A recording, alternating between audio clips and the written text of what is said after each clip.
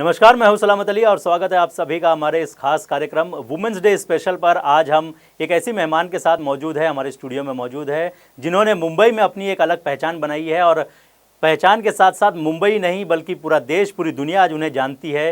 हम बात कर रहे हैं मुंबई की लेडी डॉन शबनम शेख की, जिन्हें लोग प्यार से आपा के नाम से भी बुलाते हैं। शबनम जी, सबसे पहले बहुत बहुत स्वागत है। क्या कहना चाहेंगी? एक अलग पहचान आपने बनाई है समाज में, और महिला होते हुए भी इस तरह की पहचान बनाना और एक दबंग लेडी के नाम से अपने आप को जो है वो मशहूर करना कितना मुश्किल रहा ये? पहले तो अस्सलाम वालेकुम, नमस्कार, जय हिंद दोस्तों। ये बहुत ही डिफ़िकल्ट सवाल है कि जी। अपने आप को दबंग प्रोड्यूस करना। ये मैंने प्रोड्यूस नहीं किया, ये टेक्निकली डे बाय डे, जैसे हम कहते हैं ना कि हमें टॉप फ्लोर पे जाना है तो पहले हमें पहली सीढ़ी चढ़नी पड़ती है। जी। तो वो पहली सीढ़ी, शायद से वो पहली सीढ़ी वो उस वक्त मैं चढ़ी हूँ कि मुझे खुद को याद नहीं है कि वो पहली सीढ़ी कब थी। जी। लेकिन आज मैं टेरेस पे खड़ी हूँ और मैं देख रही हूँ कि देश में क्या हो रहा है, और वो टेरेस की कोई लिमिट नहीं है, जी। कोई हाइट नहीं है, कोई जी। डेफिनेशन नहीं है कि हाँ टेरेस यहाँ पर है। मैं यहाँ से देख रही हूँ कि हिंदुस्तान में क्या हो रहा है, महाराष्ट्र में क्या हो रहा है, दिल्ली में क्या हो रहा है, जी। देश में क्या हो रहा है। ये जी। सब कुछ देखते देखते देखते धीरे धीरे धीरे धीरे धीरे करके पता नहीं ये स्टेज कहाँ से आई जी। कि आज जो धारावी मुंबई नंबर 17, जी। जिसे हिंदुस्तान का सबसे बड़ा खतरा कहते हैं, जी। मेरी पैदाइश वहाँ की है। वो जी। कहते हैं ना, कीचड़ में ही कमल खिलता है। जी, तो बिल्कुल। कुछ मेरे दोस्त ऐसे ही मुहावरे दिया करते थे मुझे लेकर, जी। और वहाँ से मैंने यहाँ तक का सफ़र जो तय किया है वो बहुत सारे सेक्रीफाइसेस, बहुत सारे बलिदानों के साथ में है। और yes, I have done the work. 15 साल हो गए हैं मुझे इस जी। फील्ड में और काम करते हुए। सिर्फ अपने आप को दबंग कहलाने में या लेडी डॉन कहलाने में खुशी ही हासिल नहीं होती, जी। जिससे कहीं ज़्यादा खुशी हमें हासिल होती है जब हमें लोग आपा कह के बुलाते हैं। जी। जिस तरह से अपनी पहचान आपने बनाई हुई है आपा के नाम से, तो फिलहाल आप काफ़ी मशहूर भी है, लेकिन वो पहला कौन सा ऐसा मामला था जिसके बाद आपका ये जो दबंग चेहरा है या ये जो लेडी डॉन वाला जो चेहरा है वो सबके सामने आया? Again it's a difficult question because it's been 15 years, जी। 15 साल हो गए जी। हैं इस फील्ड में मुझे काम करते हुए। तो वो पहला इंसिडेंट मैं बताऊंगी कि डोमेस्टिक वोलेंस, यानी जी। कि घरेलू हिंसा, वो पहला एक स्टेप था जिसकी वजह से मैं इस फील्ड में आई। जी। और वो पहला डोमेस्टिक वायलेंस मैंने किसी और का केस नहीं देखा था, मैंने मेरे ऊपर होने वाले डोमेस्टिक वायलेंस को सोच लिया था कि ये मैं पहली और आखिरी बार देख रही जी। हूँ। अब मैं किसी और औरत को रोते हुए नहीं देखूंगी, ना मैं किसी और को बिलखते हुए देखूंगी। मैं हर उस औरत को इंसाफ दिलाऊंगी जिसे न्याय नहीं मिलता। जी। आपने अपनी एक संस्था भी शुरू की है और उसके ज़रिए जो है लोगों को मदद आप करती है। जी। लोग सिर्फ मुंबई से ही नहीं बल्कि देश भर से, अलग अलग राज्यों से लोग अब आपके पास आते हैं मदद के लिए। तो किस तरह से आप, जब इतना प्यार मिलता है आपको और कहीं ना कहीं जब दूसरे राज्य से भी लोग आते हैं, तो एक आपको लगता है कि एक रिस्पॉन्सिबिलिटी जो है वो समाज के प्रति आपकी और बढ़ गई है और लोगों को और ज़्यादा से ज़्यादा इंसाफ आपको दिलाना है? यस, ये आपने बिल्कुल सही कहा। जैसे देश भर से लोग आते हैं मेरे पास, जी। बहुत उम्मीद लेके आते हैं। और ये भी मैं आपको बता दूं, यकीनन कि जो आते हैं उनके पास वापस जाने का किराया तक नहीं होता, जी। वो तक का हमें फंडिंग करके देना पड़ता है। और मैं आपको बता दूं कि हेल्थ केयर फाउंडेशन को फंडिंग करने वाला कोई एक सिंगल व्यक्ति नहीं है। व्यक्तिगत रूप पे या किसी कंपनी के तौर से या फिर कोई इंस्टीट्यूशन की तौर से कोई स्पॉन्सर, कोई सपोर्ट हेल्थ केयर फाउंडेशन को नहीं मिलता। हेल्थ केयर जी। फाउंडेशन मैं मेरे हाथों से, मेरे शोल्डर पे 15 सालों से चला रही हूँ। हाँ, जब अब जिम्मेदारियों की बात आती है कि हाल ही में मैं काफ़ी बीमार रही हूँ जी। और लोगों से मैं बहुत कम मिल पाती हूँ, तो फिर मैं वो देखती हूँ कि जब मैं लोगों से नहीं मिल पाती हूँ और जिस दिन मैं बैठती हूँ, यानी कि जी। मेरा बैठना, यानी कि मेरा दरबार लगना, जब दरबार लगता है तब पता चलता है कि यस, ये मैंने 8 दिन या 10 दिन जो भी मैंने सिक लीव लिए खुद के लिए, जी। ना मैं कोई गवर्नमेंट एम्प्लॉय हूँ, ना मैं गवर्नमेंट के लिए काम करती हूँ। जी। यस, नॉन गवर्नमेंट ऑर्गेनाइजेशन चलाती हूँ और पैरेलली गवर्नमेंट के साथ चलती हूँ मैं। जी। और जिससे कि हमें सिर्फ हिंदुस्तान की बात नहीं करते हैं हम, हिंदुस्तान तो दुनिया की सबसे बड़ी डेमोक्रेसी है। जी। पूरे दुनिया भर में एनजीओज हैं, जी। हर कंट्री में है, हर स्टेट में है, हर सिटी में है। लेकिन मैंने, जहाँ तक हम हिंदुस्तान की बात करें, तो मैंने हिंदुस्तान में किसी एक भी एनजीओ को परफेक्टली काम करते हुए नहीं देखा कि yes, they are doing something which is cause of the people, for the people and by the people. जी। They are not doing so. यहाँ पर हमारे देश में अगर हम बात करें हम मुंबई शहर में बात करें एनजीओ की, तो लोगों ने समझ लिया कि एनजीओ का मतलब है नॉन प्रॉफिटेबल ट्रस्ट चलाना और पैसे लेके अपने अंदर डालना। जी। ये गलत एग्जाम्पल है। तो जब इस तरह के एनजीओज को आप देखती है, गुस्सा नहीं आता आपको कि यार ये क्या काफी कर आता रहे हैं है, लोग? फिर क्या करूं मैं, फिर वही वाला लुक सामने आ जाएगा, लेडी डॉन वाला, लेडी दबंग वाला। तो फिर वही होगा कि बीजेपी को मैं बेनिफिट दे दूंगी। जी। बीजेपी मेरी द फेवरेट जी पार्टी जी है। बिल्कुल। हाँ, जिससे मैं इतनी नफरत करती हूँ कि आप आधी रात को 2 बजे भी उठा के पूछेंगे बीजेपी, जी तो मेरे मुंह से निकलेगा आई हेट यू। जी। अच्छा, इसके अलावा आपकी हम बात करते हैं जी। तो ऐसा पहला इंसिडेंट कौन सा था जब आपने, जो आपका अवतार अब लोग देखते हैं कि आप बातें कम करती है और आपकी हाथ जो है, आपके हाथ ज़्यादा बात करते हैं, तो ये पहला इंसिडेंट कब था कि जब आपको लगा कि नहीं यार ये सुन रहा नहीं है ना मेरा काम कर रहा है और यहाँ पर मुझे अपना अवतार जो है दिखाना होगा? सुन रहा नहीं वाला सिस्टम तो आता ही नहीं है जी अपनी अपनी साइकोलॉजी जो है, जो चलने का थ्योरी जो है, जी इसमें सुनने नहीं वाले वाला सिस्टम नहीं आता। जी जो प्यार से सुनते हैं अच्छी बात है, नहीं प्यार से सुनते हैं हम उनको कानूनी समझाते हैं। लेकिन कुछ ऐसे मामला सामने आते हैं जहाँ पे मेरे हाथ उठते हुए आप लोगों ने देखा है। जी वो ऐसे होता है जब भी अगर मैं किसी को देख लूँ, मैंने जैसे कि देखा था कि किसी हस्बैंड ने अपनी वाइफ को तलाक दिया मैसेज पे। जी इतना छोटा सा फोन, उसमें से 3 बार तलाक लिख के भेज दिया और कहता है कि ये तेरा तलाक हो गया, मैंने तुझे छोड़ दिया। जी वो पहला इंसिडेंट था और पता नहीं वो कितने साल पहले का इंसिडेंट है, जी जब मैंने लाइव में, यानी कि लाइव आ करके लोगों के सामने, पूरी दुनिया मुझे देख रही है जानते हुए, इसके बाकी कि मुझे पता था कि मेरे ऊपर कानूनी कार्रवाई हो सकती है, इसके बावजूद मैंने उसके जबड़े को तोड़ जी। दिया। तो क्यों किया ऐसा आपने? लोग आरोप लगाते हैं कि आपा जो है, आपा के पास जाने से सिर्फ आपा जो है वो मारती है, पीटती है और इस तरह के बर्ताव करती है, तो वो कहीं ना कहीं लोगों का आपके प्रति जो है वो नफरत बढ़ता जा रहा है। तो क्यों आप ऐसा क्यों मारती हो लोगों को?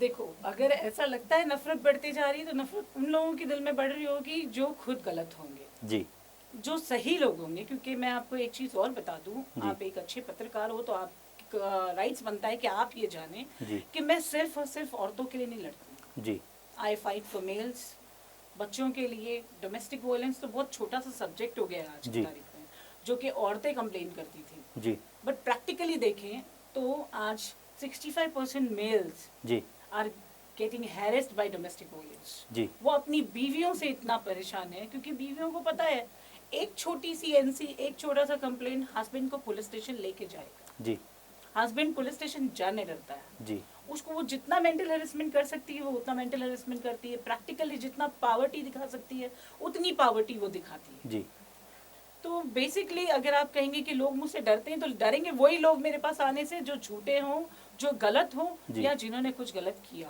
जी, जिन्होंने जो गलत किया होगा वही, जाहिर सी बात है, क्योंकि जो गलत करता है डरता भी वही है। बेशक। और जिस तरह से आपा ने अभी बताया है और जो लोग ये इंटरव्यू देख रहे हैं, जाहिर है आपा, आपके दरबार को हमने देखा है, वहाँ पर बड़े तादाद में महिलाएं आती है, बच्चे आते हैं, लेकिन अब लग रहा है कि पुरुष भी वहाँ पर आएंगे, क्योंकि जिस तरह से आपने बताया कि डोमेस्टिक वायलेंस पुरुषों के साथ भी हो रहा है, तो अब मुझे लगता है कि आपके लिए एक अलग से इंतज़ाम पुरुषों के लिए भी करना होगा।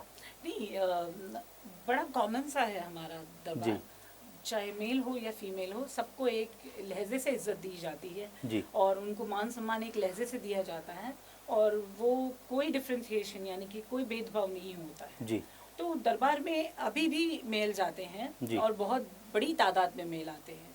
मेल जाते हैं अपनी परेशानियों को लेकर और अपनी दुविधाओं को लेकर कि हम शबनम शेख के पास जब जा रहे हैं तो हमें सोल्यूशन मिलेगा।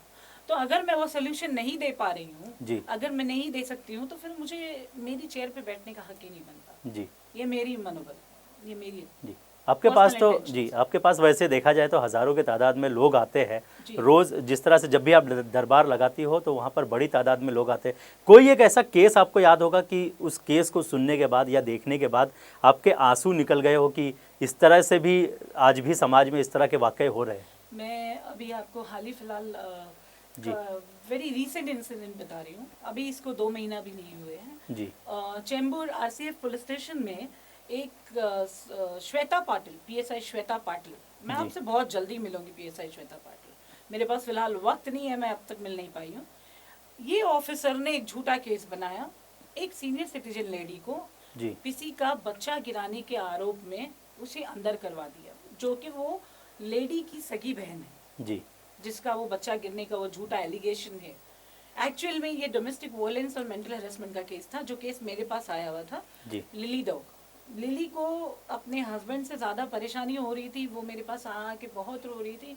फाइनली जब उसने अपने हस्बैंड के डोमेस्टिक वायलेंस और मेंटल हेरेसमेंट को अनबेयर करते हुए कैरोसिन डाल के खुद को जलाने की कोशिश की, जी। जब उन्होंने कैरोसिन डाला तब आस पड़ोस के लोगों ने उनके ऊपर पानी डाल के उनको रोका और यूँ ही मुझे कॉल किया गया। तब मैं वहाँ पर पहुँची और मैंने देखा कि अब ये कंडीशन वैसी नहीं है कि जी। मैं इसको ऑन पेपर्स छोड़ दूँ, जी। मुझे प्रैक्टिकली कुछ करना पड़ेगा।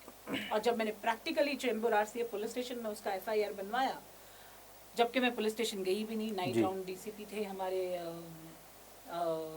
जो नाइट राउंड डीसीपी थे जोन 10 के, उन्होंने बड़ी ही खूबी से मेरी बात को सुना और उसको बिल्कुल नज़रअंदाज नहीं किया। जी। Night round DCP, night PI, control night PI, ये जो लोग हैं ये आप लोगों को तब मदद करते हैं जब बेसिकली आपको स्टेशन हाउस, यानी कि पुलिस स्टेशन का जो स्टेशन हाउस होता है उसे जी। हम बोलते हैं, जो ऑन ड्यूटी ऑफिसर होता है, वो आपकी मदद जब नहीं करे तो आप कंट्रोल पीआई से बात कर सकते हैं, आप नाइट राउंड डीसीपी से बात कर सकते हैं, क्योंकि नाइट राउंड में एसीपी, डीसीपी, सीनियर सारे अवेलेबल होते हैं। जी। और क्या है ना, पांचों उंगलियां एक बराबर नहीं होती, तो पांचों के बिल्कुल। पांचों करेक्ट नहीं होते। तो अभी भी डिपार्टमेंट में ऐसे लोग हैं जो सही मायनों में सही काम करते हैं। जी। मैंने वो केस बनवाया और अगले दिन मुझे सुनने में आ रहा है श्वेता पाटिल नाम की कोई एक पीएसआई ने एक झूठा एफआईआर बनाया ऑन व्हाट मेडिकल बेसिस, ये अभी तक का सिद्ध नहीं हुआ। और 2 महीने से वो लेडी जो है अभी भी भाईकला जेल में है। जी। और ये बात मुझे सोने नहीं देती है। आज अगर मैं 11 दिनों से लोगों से नहीं मिली हूँ तो इसकी वजह कोई और नहीं है, लिली डॉग। जी। लिली का केस मुझे सोने नहीं दे रहा है। वजह यह है कि झूठी कॉन्स्पिरेसी है। पुलिस स्टेशन में एफआईआर मतलब कि फर्स्ट इंफॉर्मेशन ऑफ रिपोर्ट जब लिखी जाती है उसमें वो बिल्कुल नहीं देखते कि सामने वाला सही बोल रहा है या गलत बोल रहा है। ऑफिसर्स को आप अगर पूछेंगे तो वो आपको बोलेंगे, मैडम हमारा काम है सिर्फ कंप्लेंट लेना, जी। ये कंप्लेंट सही है गलत है ये कोर्ट में साबित होगी। लेकिन इस बीच में जो भी विक्टिम्स फंसते हैं, जी। उसका जिम्मेदार कौन होता है? ये बिल्कुल। करप्टेड डिपार्टमेंट के ऑफिसर्स या फिर इंडिविजुअल वो लोग जो ये काम कर रहे हैं? तो उनको डिपार्टमेंट में रखने देना ही नहीं चाहिए। ऐसे लोगों को सस्पेंड करके इनको निकालना चाहिए डिपार्टमेंट से। जी। इसके अलावा आपा अगर बात करें जिस तरह से समाज में महिलाओं को लेकर अगर बात करें तो अब भी वो जगह नहीं मिलती है। कई सारी ऐसी महिलाएं हैं जो अब भी कहीं ना कहीं प्रताड़ना का शिकार होती है। और डोमेस्टिक वायलेंस जिस तरह से आपने कहा है, सिर्फ डोमेस्टिक वायलेंस ही नहीं बल्कि बराबरी का दर्जा आज भी महिलाओं को नहीं मिलता है। वुमेंस डे स्पेशल है वुमेन्स डे स्पेशल है। जी। वैसे ही आजकल मर्दों का, अगर माफ करना आप भी मर्द हैं लेकिन जिस तरीके से वुमेन्स डे सेलिब्रेट किया जाता है, क्या जी। वुमेन्स को वाकई में उतनी इज्जत दी जाती है? जी। और कंपैरेबिलिटी, यानी कि हम कंपैरिजन करें दोनों का और दोनों को हम पढ़ने के लिए बिठा दे, मेल और फीमेल को। मैं हमेशा कहती हूँ मेरी हर स्पीच में, जब भी एक मर्द पढ़ता है तो वो अकेला, सिर्फ वो अकेला मर्द पढ़ता है, वो अकेला बनता है, चाहे वो डॉक्टर बने, आईपीएस बने या लॉयर बने या वो कुछ और बने, चाहे जी। वो गुंडा क्यों ना बने।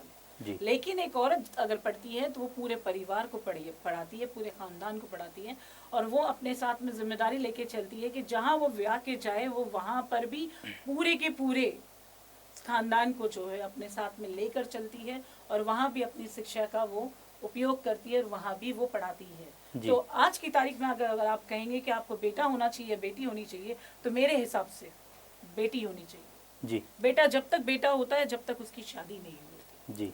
बेटी मरते दम तक बेटी होती है। और शिक्षा बहुत ज़्यादा जरूरी है। शिक्षा एक ऐसी चीज़ है जो मेल और फीमेल को बराबर का दर्जा दिला सकती जी। इसके अलावा शबनम शेख हमारे साथ लगातार मौजूद है। शबनम शेख और सलमान खान की कंट्रोवर्सी पर हम बात करेंगे और साथ ही साथ शेरा को लेकर जो कंट्रोवर्सी हुई थी उस पर भी चर्चा करेंगे। साथ ही साथ शबनम शेख का ये जो दबंग अवतार है ये इन्होंने किस तरह से मैनेज किया हुआ है इस पर भी बात करेंगे, लेकिन यहाँ रुकेंगे एक छोटे से ब्रेक के लिए। अगर आप बीमार हैं और उम्मीद खोते जा रहे हैं तो जुड़िए नवजीवन से। बताना चाहता हूँ कि आप ये दवा लीजिए, इससे आपके शरीर को भी आराम पड़ेगा, आपके जो डिसीज़ हैं, बीमारी है, उसमें भी काफ़ी फ़र्क पड़ेगा, जैसा मुझे फ़र्क पड़ा है। आरटी डोज में पूरा हमारा पेशेंट पूरा नॉर्मल है, अच्छे कंडीशन में है। All the parents who have special kids all over the world to try out scientist Munir Khan's medicine. Body revival, it worked like an Amrit के जैसा काम किया है मेरे मॉम के लिए उन्होंने। In just one bottle I got cured and he is really a savior. पहला डोज मैंने लिया बॉडी रिवाइवल का और मेरे को पहले दिन से बहुत रिलैक्स महसूस हुआ। खान साहब की वजह से आज मेरा बच्चा ठीक हो रहा है और मैं साइंटिस्ट मुनीर खान का बहुत बहुत धन्यवाद करना चाहती हूँ। I've tried the medicine for 3 days and the proof is in the pudding, it's working.